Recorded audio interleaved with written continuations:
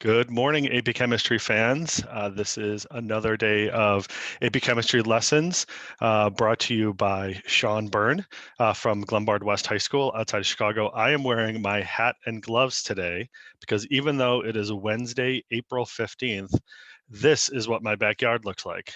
We got almost an inch of snow. We have these beautiful flowers that had been blooming over Easter time, and we're still going to have to break out the shovels again to try to get all this snow off. So I hope that wherever you are, whether it's in the Midwest or out west, I hear there's a lot of snow too, or East Coast, you're getting ready for it. I hope that you're safe and able to enjoy a little bit of this fun weather for the next 35, 45 minutes today. We're going to take a look at some really fun chemistry from Unit 5 in kinetics, continue our conversation of Unit 5, and then give you some homework problems and look forward to another day of chemistry tomorrow. So just as a quick review of our website where you should be looking to get all your information about our upcoming AP exams. You see all the 8 different things that are over here on the right-hand side. Make sure that you're checking in for students that don't have a device or don't have internet access. Look at your scoring and earning credit and things like that. All of that is available to you at apstudents.org/exams2020. Of course, we're all looking forward to Thursday, May 14th, when we're gonna all be taking a 45-minute exam on our own devices. It'll be completely free response, and all of the specifics are here on this slide. This is, I imagine for many of you, a repeat of things that you've seen multiple times before, but go ahead and check it out or go to AP Central for any further questions that you have. Our lesson overview for today is going to be the same as the same pattern that we've talked about or that we've used for our whole time together. We'll do our warm-up where we review the material from yesterday, the homework from yesterday, some AP problems. Then we'll go through some new content and give you some opportunities to practice. And then I'll give you some AP exam practice to look at tonight for homework or this afternoon in preparation for class tomorrow. Of course, if there's any time that I'm going too fast and you want to stop and rewind, I encourage you to. There's going to be several opportunities today where I'm going to ask you to stop and answer a question on your own. So feel free to hit that stop button. I hope you have a pencil and paper next to you so that you'd be able to take a look at, to be able to work out some of the problems that we're asking you to do today. Okay, so let's get to our warm up. No, sorry, let's just review. We're going to continue on with Unit 5, looking at kinetics and specifically kind of all generally around reaction mechanisms and how that relates to the material that we talked about yesterday with rate laws. Okay, so our warm-up, there were 2 different things we asked you to do. One was to consider some data in order to determine the rate law and the rate constant. We maybe wanted to make sure that we said it including units from the equation below. And so if you haven't had a chance to look at this yet, pause, see if you can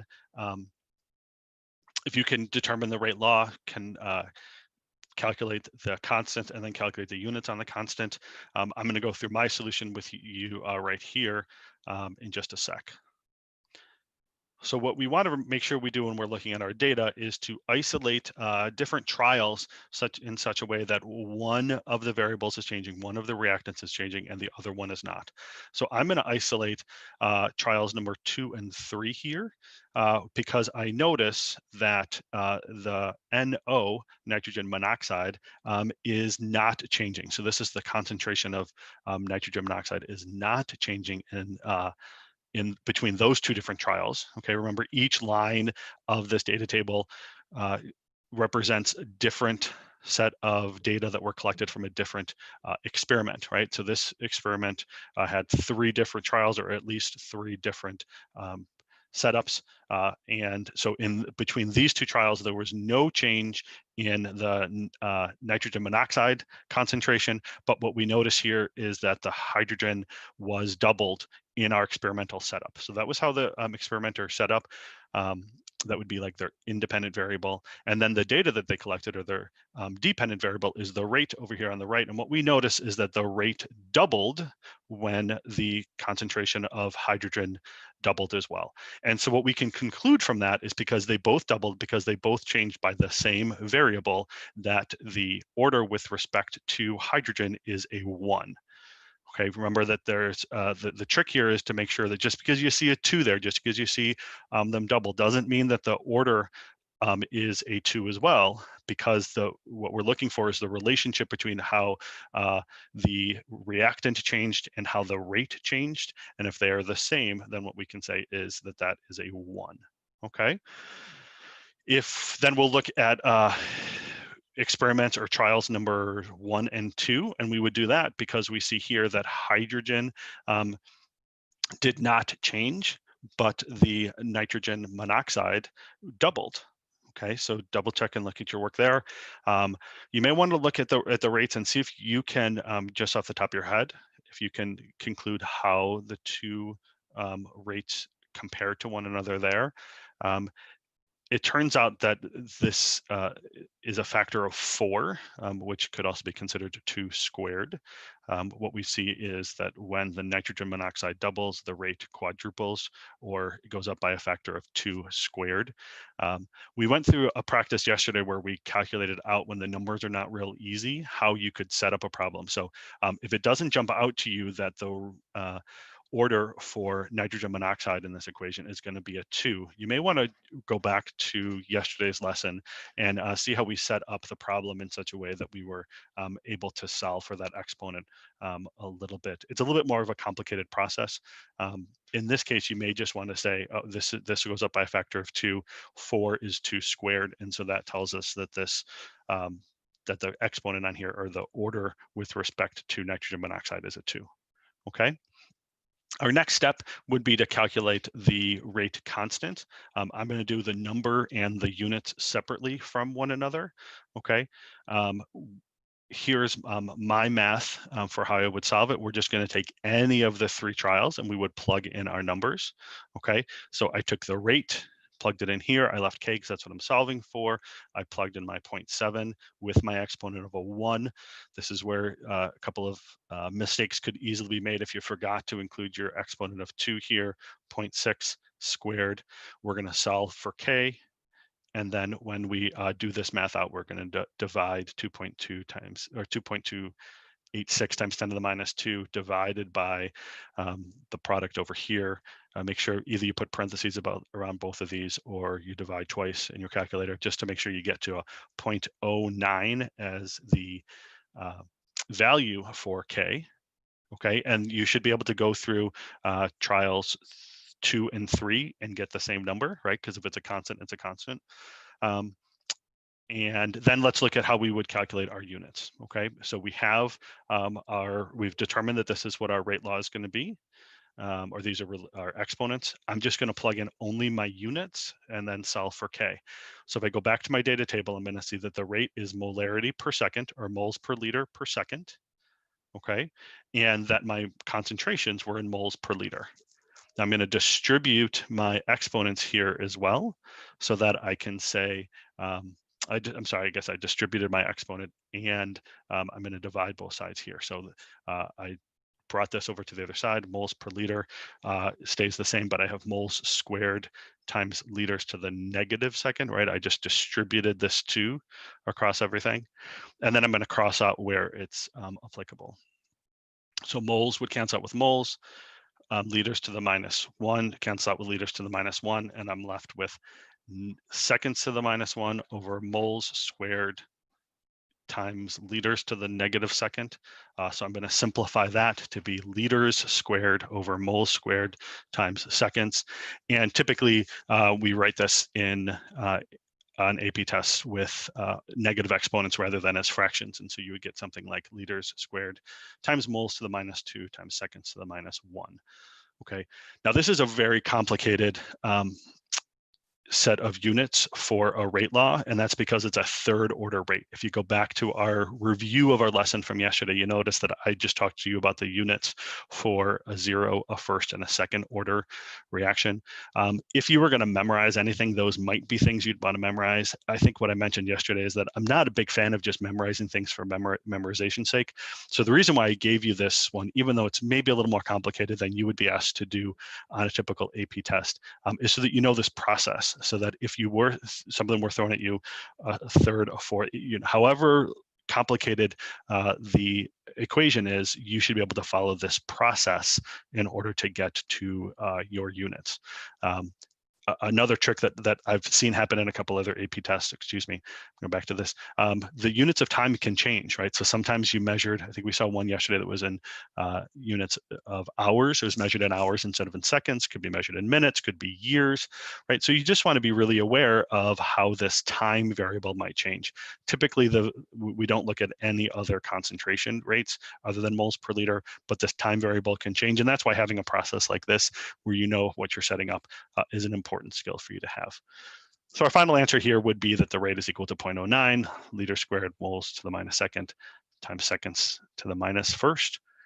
H2 to the first power. You could probably leave that one off because we know that that's implied if there's no exponent, that it's just to the first, and then NO to the second.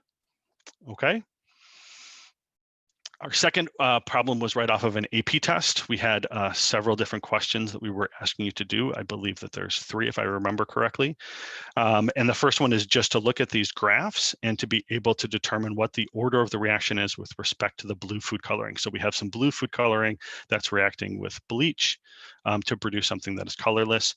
What I really liked about this is that we brought in some of our spectrophotometry, okay? And so what we remember, again, go back and check out your earlier lesson about spectrophotometry, is that absorbance and concentration are considered are proportional to one another. So we have, this is measured in absorbance, the natural log of absorbance and the inverse of absorbance, but we can use those as stand-ins for concentration, natural log of concentration and inverse of concentration, because that's how spectrophotometry works. Okay, well, I'll go back to that in a minute. So based on the above, what is the order of the reaction with respect to the blue food coloring?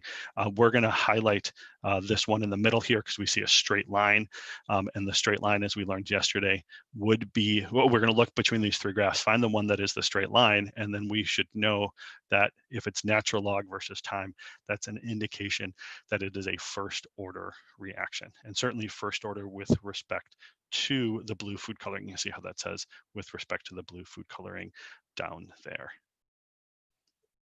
Okay. Go back and check out some of our review from yesterday if that part wasn't making sense to you. The second thing is that we're told that it's first order with respect to bleach. Of the 3 things that are possible down here, increasing temperature, increasing food coloring, and increasing bleach, which one would, in essence, slow down the reaction? When the solutions are combined, the solution observes that the reaction mixture reaches an absorbance near 0 too rapidly. And so what we're trying to do is we're trying to slow this reaction down in order to be able to collect better data. Looking at our factors that affect the rate of a reaction, we would expect that increasing the temperature is going to increase the number of collisions, right? And would in effect make the reaction happen faster. Okay, increasing the bleach, in this example, we already have bleach is at such a large excess that it's essentially constant throughout the reaction. And so it turns out that increasing the food coloring is the best way to increase the rate of the reaction so that it doesn't, to decrease the rate of the reaction so it's not happening so fast, because it's going to give us more time, or this reaction more time, for the bleach to oxidize the food coloring that is there. It was essentially running out of blue food coloring too quickly for the absorbance to catch up, or for the spectrophotometer to be able to measure what's happening with this reaction. Okay. And then the last question gets at a third, I'm giving away a little bit of the answer there. The student wishes to study the oxidation of red food coloring with bleach instead of blue food coloring to bleach. And how would we need to modify this original experiment in order to determine this reaction? So I'm not sure where the floating head on the screen is, but if you wanted to go back and notice underneath this red box, or just to the side of this red box, you should see that the student used a spectrophotometer set at a wavelength of 635. Now, you would not be expected to connect that to a particular color, but I'm going to show you the same spectrum that we showed you earlier on this year, just so that in your brain you can kind of get the connections there. So 635 nanometers of light corresponds to roughly either a very dark red or moving on to yellow. It would be right in this range over here, right? And that makes sense that typically in spectrophotometry, when you have a color of the solution, you would pick a wavelength to measure that is on the other end of the spectrum, or pretty far away from the color of the solution that you have. So in this case, we had a blue color of our solution. The experiment, as it was done, used a wavelength of light that was pretty far away from it. If you change the color to a red food coloring with bleach, all we would want to do is change the wavelength at which we measured the concentration or the absorbance of the solution, and then we're able to surmise the concentration from there. And so the answer would be, you would set the spectrophotometer to a different wavelength. You would not be expected to say anything more specific than that. You would just, if you wanted to add into a wavelength that is further away from red, or that was on the opposite end of the spectrum or something like that, that would be fine. But in terms of saying, you would not be expected to say, oh, 635 nanometers is red. We're going to move it from red back over to blue to 450 or anything like that. That's beyond the specifics that are needed. We want you to recognize that spectrophotometer works best when the color is different from the color of the solution. Because we have a red food coloring here, we're going to have to pick a different wavelength of light. All right. So that was our review of our four problems from homework last night. Here's what you need to know, and give you some guided practice on our 4 topics that are here. Like I said earlier, this is all has to do with reaction mechanisms. Our skills that we're gonna determine some balanced chemical equations, look at a different way of viewing chemical equations, describe the components of models. So I'm going to show you a number of different models. We're going to apply the theory to that in 2 different ways. This is going to become a little bit mathematical, but nothing where we even need a calculator today. It's just kind of equations and rearranging some equations today. Okay. So getting to it, what we want to understand is the difference between an elementary reaction and an overall reaction. And so what we can do is kind of consider, why is it in the data that we have looked at over the past yesterday and today, why would it be that a rate law may or may not include all of the reactants in a reaction that we've been given? So if something was 0 order, or was 0 order with respect to one of the reactants, or it was 2nd order, even though the reactant only appears once in as doesn't have a coefficient in front of it, why do things like that happen? And when we look at the mechanics, when we use that word mechanics or mechanisms of a reaction, what we're doing is we're looking at the steps that physically happen within a beaker or within a reaction vessel that talk about how a reaction actually happens. And so you typically will see something like this. Like, here's an overall reaction. Hydrogen gas reacts with monoiodine monochloride, or iodine monochloride, to make hydrochloric acid and iodine. Okay. And a group of scientists may study this reaction and realize that when this reacts in a vessel, what actually happens is one hydrogen molecule reacts with one of the ICLs to make some HI and some HCl. And then a second step that happens is that one of these HIs reacts with the other ICl in order to make some hydrochloric acid and some iodine. And so what we have here is actually 2 different steps, and we would call each of these an elementary reaction. So these are not the overall reaction. We're going to talk a little bit later about how we may add these up in order to come up with an overall reaction. If we were to do that, we would see that there's of these 2 steps on the 2 steps below, there's a a hydrogen gas that corresponds here. There's 2 ICLs that correspond to the ICL here. There's 2 hydrochloric acids and an iodide, and that this thing HI, hydrogen iodide, sort of strangely appears out of nowhere. And we'll talk about how we can characterize that as an intermediate in a minute. Okay. But what we can do is we can look at each of these intermediate steps or these elementary steps and say, what is the rate for, what would be the predicted rate for each of those elementary steps? Okay, so we wouldn't do this for the overall reaction, but we could say for step number 1, what could the rate look like? And it turns out that the rate for step number 1 would look like the would match the coefficients on the balanced equation. Okay, so for this step alone, the rate would look like 1 hydrogen, or hydrogen to the first, 1 ICL, ICL to the first. And similarly, we could do that, the same thing for the second step. And then we'd have to do further experimentation in order to figure out which one is the best predictor of what happens with the overall. And that's a question we'll answer before the end of today. Okay, so a key here thing that we're doing here is we're looking at an elementary reaction, which is one of the steps in a proposed mechanism, and we're able to write the rate law based on that, not necessarily on the overall reaction. And we'll use that to help us inform us later about what's happening with the overall reaction. Okay, so let's just practice this real quick. The same idea. If each of the 4 on the left-hand side are elementary reactions, can you predict what the rate law would be? Give you a second to stop or to write them down real quick before I go through my answers. Okay, so for this first one, we would expect, based on that, where we have a b to the second, the rate is equal to k times concentration of a times concentration of b to the second. So this 2 becomes an exponent up here. We could do a similar thing for just a general reaction where it comes to a third power.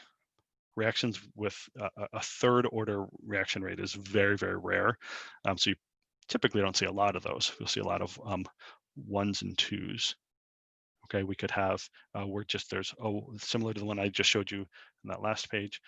There's 1s are the coefficients on each of these, so these correspond with an exponent of 1 here, and then our rate similar for nitrogen monoxide with a 2 and hydrogen gas is a 1. Okay, so remember that our rate laws only correspond with the reactants, so we don't really concern ourselves with the products here, and we can look at the stoichiometry to help us predict what's happening in the rate law. Okay, now I'm going to jump ahead to talk about how we're going to decide which one of these we should use, right? And I said earlier that if we're looking at this reaction, we would need further experimentation in order to figure this out. And the important piece of information is we want to know which of these happens quickly and which one happens more slowly. And what we will consider is that the slower reaction is what we call the rate determining reaction. So the key piece of information for this reaction, this mechanism that we already looked at before, is that step number 1 happens at a slow rate. And so you would either need to be told that given a set of data that looks at step number 1, it takes much longer amount of time. And so that's kind of the holdup for this whole overall reaction. And so our overall reaction rate for this mechanism, it would correspond to whatever the slow step is, or would correspond to what we call the rate determining step. Okay, so if you were given a reaction that looks like this, or a mechanism that looks like this, you might be asked to consider what's here and identify which of them represents the overall rate that is consistent, the rate law for the overall reaction that's consistent with this proposed mechanism. And what you'd want to do is you want to identify that this is the rate determining step. It's the slower step, right? And so the rate would be equal to K some constant times HBr times O, the concentration of HBr times the concentration of O. Okay, so we're always just going to look for at least for right now, I'll show you one exception to that rule in a couple of minutes, but in general, we're going to look for the slow step. We're going to define that as the rate determining step and write our rate from there. Okay, here's one more example of this. They're given the overall reaction up above. We have a proposed mechanism that has 2 steps. Go ahead and write your rate law based on what's here. And again, we would identify that that's the slow step or the rate determining step, and write our rate as NO2 times F2. Okay. I know that this seems pretty straightforward for right now. We're going to look at, again, like I said, a little bit of a trickier problem in a couple of minutes, but it is pretty straightforward that we want to look for the rate determining step, which would be identified as the slower step, and we relate that back up to our overall rate law mechanism. And here's where you see some discrepancy between this rate law, where it's a first order for nitrogen dioxide, even though there's a 2 on here. So it matches the coefficients on the elementary step, but does not match the coefficient on the overall reaction, which is why we need to have, we didn't talk about this yesterday, and it's why we need to have these steps here to connect the elementary step to the rate law, not the overall reaction. Okay, and so if we had a bunch of experimental data on this, that would correspond to this rate law.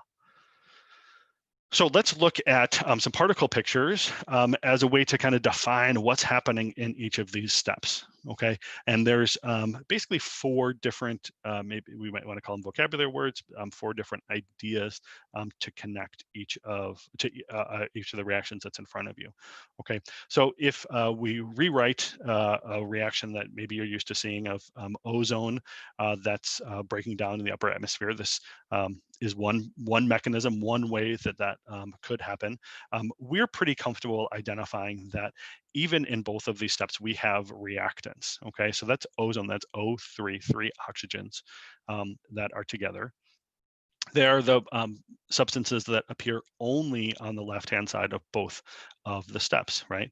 And then similarly, we could probably look at all of this O2 that is over here, and we would be able to see those as the products of this overall reaction. Okay, and so if we were writing an equation for this, we may write two O3s turned into 3 O2s and be done with it. But that wouldn't tell you the whole idea behind the mechanism, behind what's actually happening with the particles in the atmosphere. And it turns out that there's 2 other important pieces that are happening in this reaction that these mechanisms help us to identify. The first one is the fact that we have this intermediate. Okay, and so this intermediate is something that appears as a product on one of the earlier steps, and then is a reactant on a later step. We only have 2 steps here, so it's the one immediately after it. If you had a 3-step mechanism, or maybe even a 4-step mechanism, it'd be really complicated. They don't necessarily need to be next to each other, but what we're going to see is that it appears as a product first, and then is used up again. So if I let this reaction go to completion, if this is something that goes to completion, if all of the reactants are used up and made all products, I wouldn't necessarily have any, this is what, NO, 1 nitrogen and 1 oxygen. I wouldn't have any of them in my overall reaction, and I might not measure a significant quantity of it even in the middle, sorry, at the end of the reaction within the container. But if somehow I was able to look inside a container of gas, I might see for split seconds here or there some nitrogen monoxide, some NO that's there. And that's because it's an intermediate. It gets created and then used up almost as soon as it is created. Okay, so if this is, again, here we look at a slow step, this takes a little while to do, and then this is fast. So as soon as any of these are created, this is used up again. So it's what we call an intermediate. We see this other substance, the nitrogen actually here, that we can call a catalyst. It interacts or reacts with the reactant. This would be considered what I think tomorrow we'll call a homogeneous catalyst. So it's in the same state as everything else that's there, but it remains unchanged. And so it's a reactant at the beginning in a first step, but then it gets produced again as a product later on in the mechanism. And so it essentially is not changed. So we have some nitrogen atoms here that help along this reaction, but we have not changed the amount of nitrogen that is in the atmosphere, or the amount of, not changed the from beginning to end, how much nitrogen is around. So if we're looking at a catalyst appears as a reactant first and then as a product, whereas an intermediate appears as a product first and then a reactant. So let me give you another example of this and see if you can identify which of the substances here are reactants, which are products. Identify if there are any intermediates, and if there are any catalysts. Pause for a second and see if you can draw your own arrows in here.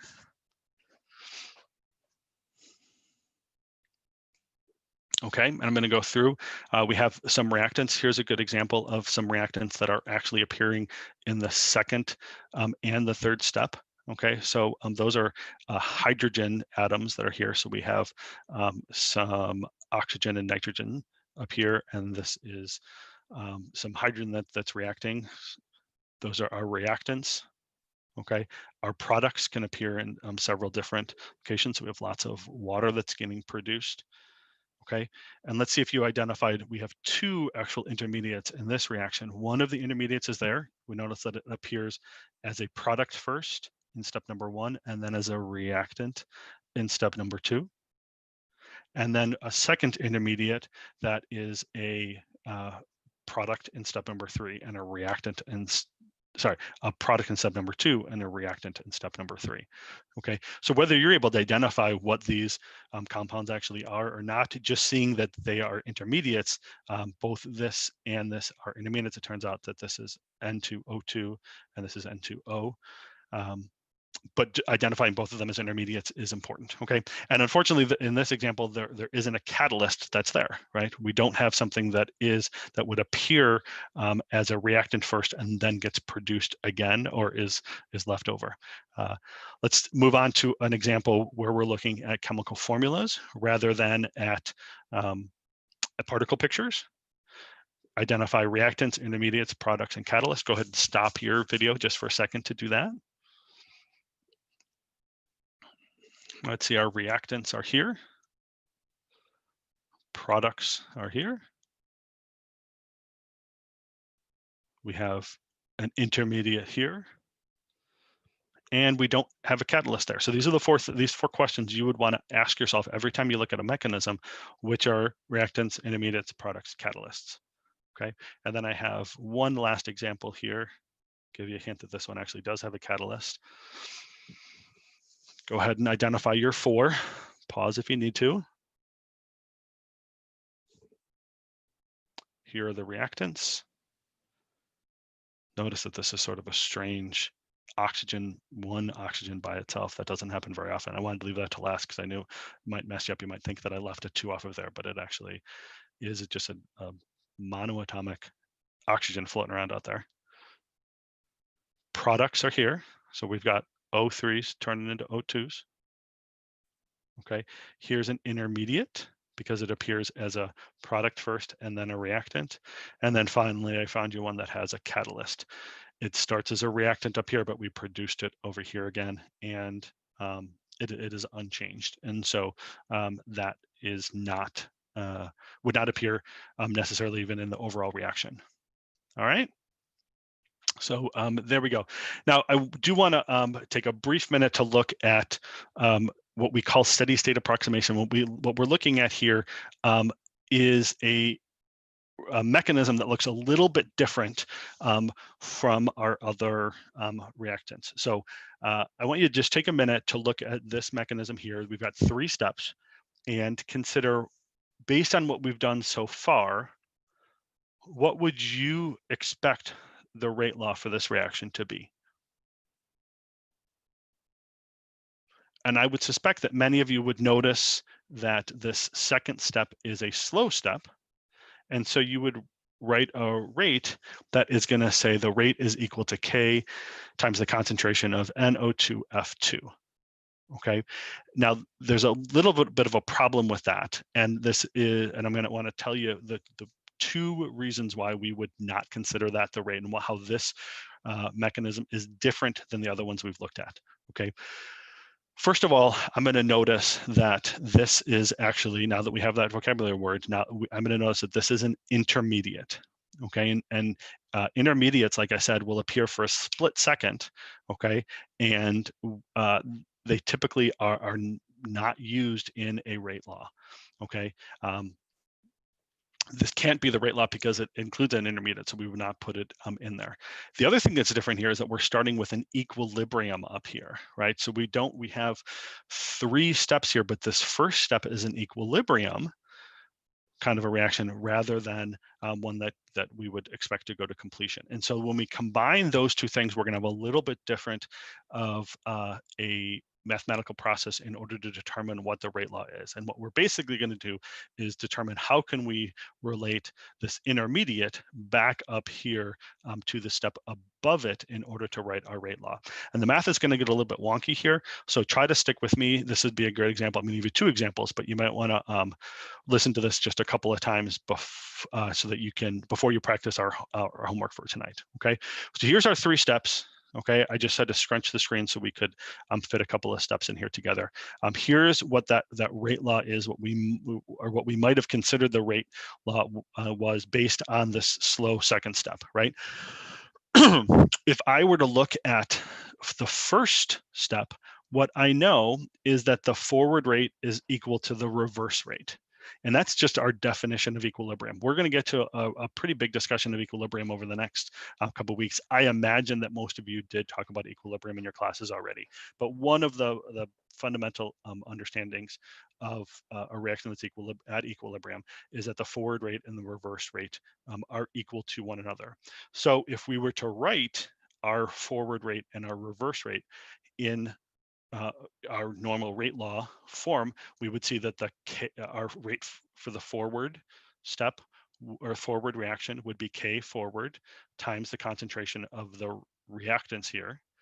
And that is equal to the K for a reverse, these Ks, not necessarily the same, using this NO2 F2 concentration is connected to the reverse. And what's nice about this is all I've done is I've said our rates are equal to one another because it's equilibrium. I've used the same rate law that we've talked about for 2 days now, okay, where I looked at a K, identified a K for the forward reaction. I looked at my concentrations for the reactants for that reaction. And I'm going to rearrange it in such a way that I'm just solving for NO2F2, right? So the concentration of NO2F2 is equal to, follow my math here, K forward divided by K reverse. So what did I do? I divided both sides by K reverse. So that quantity times the concentration of N2, or concentration of N2 times the concentration of F2. Okay, and so now I can take, if the concentration of NO2F2 is equal to all of this stuff over here, I can just substitute it back in to my equation on the left-hand side. And then I'm just going to probably simplify it and say that there's a new K. Say I identify this as K2. This K that's here, excuse me, is equal to the product of K2 times these 2 Ks that are over here. Okay. And so this would be the rate law for this kind of a reaction. Again, it's the 2 stipulations here that we're looking at an intermediate in the slow step, and we're looking at equilibrium in the first step. Okay, so stop now, read through my explanation of the math here again, if you would like, or here's another similar example that I would encourage you to look at. See if you can solve the math here on your own. It does take a couple of minutes to go through, so go ahead and pause so that you're able to go through the math. And my solution to this would be similar to what we did before. The trick here is that we would write our rate as NO-BR2.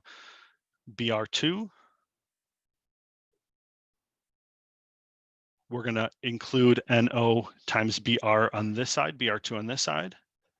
Okay, so our forward and reverse rates are equal to one another because it's equilibrium.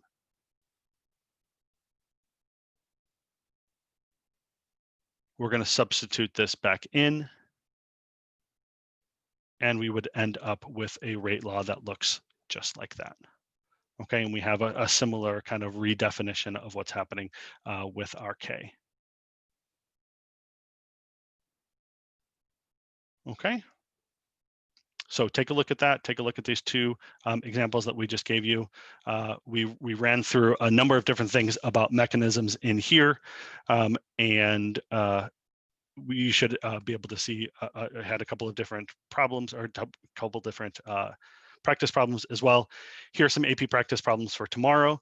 What I'd like you to do, this is a little bit different than the way that we did it before, but you'd have to identify both your intermediates and your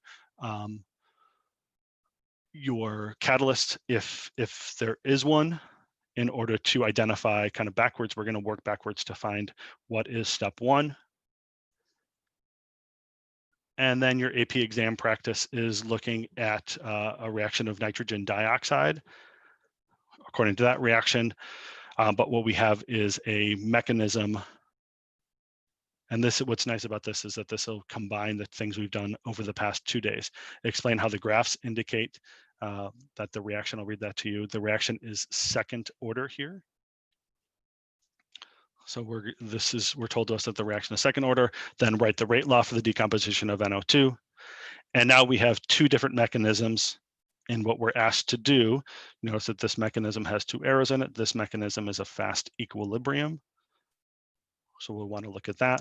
And you'd have 2 different justifications that you'd want to answer. And what we'll do is we'll look at that in class tomorrow, okay? So remember that if you have any questions, you want to go back to apcentral.collegeboard.org. We've got a bunch of extra links that are down there. And you have, if you have students or friends that are having problems with the internet or problems with their device, go ahead and look at cb.org/tech, and we will get them the help that they need. Thanks so much for watching. I know this is a little bit shorter than our lessons have been in the past, so you get a little bit of a break to get started on your homework for today. Have a great day, stay safe, and I hope you're staying warm out there. I got to find my gloves and hat and put them back on before I go outside. Have a good day. I'll see you tomorrow.